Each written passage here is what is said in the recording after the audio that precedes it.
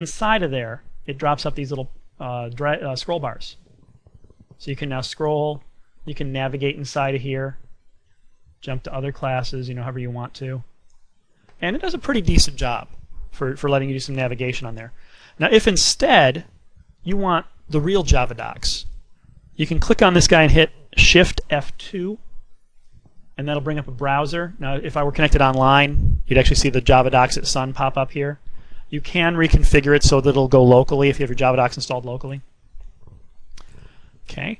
Now if instead of floating over it, if you hold down Control, when you float it turns into a hyperlink.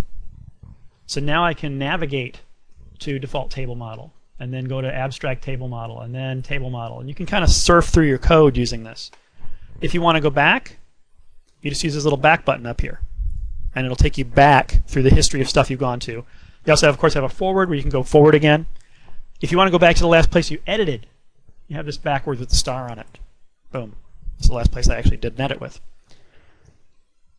Now if you hold down Shift when you float over something, you get the source code for it. So if you want to take a real quick look at the source code for something, you can just kind of float over it with the Shift key, and that's peachy there. Let's see, what did Alt do? I can't remember. Alt doesn't do anything. Alt Shift doesn't do anything. Alt Control doesn't do anything. You can configure those. They give you some options underneath Java Editor hovers.